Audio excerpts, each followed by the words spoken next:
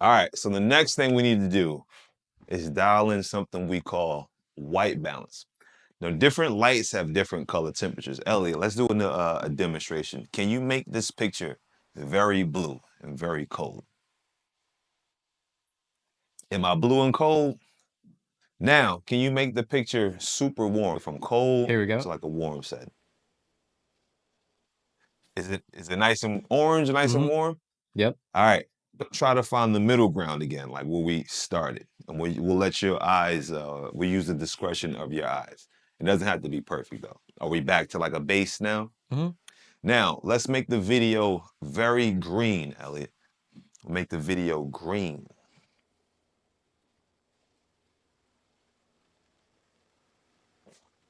Are we green? Uh, Ish. there we go. Green. Bang, now we're green. Now let's take it to the opposite end of the spectrum. Let's make it very magenta, very purple. And the reason why I'm showing you guys this is to give you the visual understanding is that somewhere in between these 4 points, the coolness, the blue coolness, the warm orangish, the green-ish tint, and the magenta tint, somewhere in between there is the white balance that you should dial into your camera based on the lights and the settings you have around you. All right. Now let's take it back to neutral, Elliot, based on, we'll use your judgment, man.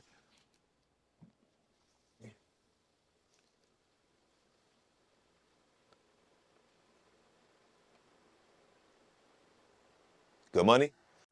All right, to drive the point home even more, right here we have an LED light wand. As you can see, this is a warmer temperature light. All right. This right here, as we sift through, is a cooler temperature light, right? Cooler temperature light. Okay. Now, light is measured in what we call Kelvin, right?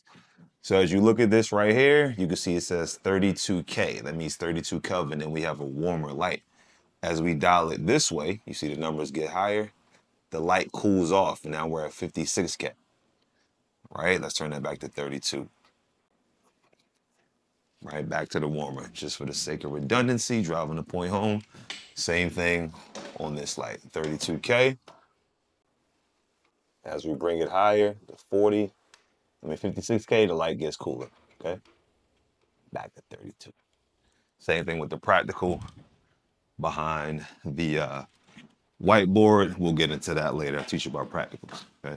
Now, again, I'm not trying to turn you into a filmmaker. All you need to understand is that white balance is essentially trying to make sure the whites in your picture, the white in your video is white. There's all kind of color casts based on the lights that you have, the walls that you're surrounded by, like our walls are green. So naturally, the white in the image or the whole room is going to have a green tint to it. Cameras are great, but they're not as sophisticated as our eyes. So in order to dial in and make the camera see what we see in real life, we have to dial in white balance. Now there's different settings that you'll see on each camera. So on your camera, you'll see settings, right, like this. You've got A, W, and B. Auto white balance is sort of like it's not a hack, but it's an easy way to get close enough to the white balance that you desire, right? As we sift through though, you have other presets. I think the first preset kind of looks like a sun, something like that. Let's go to that one, Elliot. I think that's daylight. Is that a sun or a light? Is that a sun? Sun. It is a sun? Mm-hmm. Right. This is daylight. Now you can see the color start to change. Let's go to the next one, Elliot. What's the icon on the next one? Light bulb. A light bulb, right? Elliot, when you change it to the light bulb, did the color change a bit? Yeah. All right, let's go to the next one. What's the icon? It's like a light bar. Light bar. Just visualize that. Change the color, Mm-hmm. right? And let's just go through the other ones like slowly, right? Let's go to the next one. What's that icon, Elliot? It's like a house. I think it's a Like a shadow. house, right? Let's go to the next one. It's a cloud. It's a cloud, right? Which is the cloudy setting. And is it Mm-hmm. one more or is that the last one? Then there's CWB and AWB. Okay, right. So that's taking us back to auto white balance. So now let's take us back to auto, Elliot, and we'll use the discretion of your eyes to take us back to the white balance where we should be, right?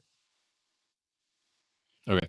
All right, based on your environment, whether you're outside, right? So the daylight balance would mimic a light closer to this or sunlight. All right, let's pan up here, Elliot. This is a daylight balance light bulb, right? Which means it's a higher Kelvin temperature.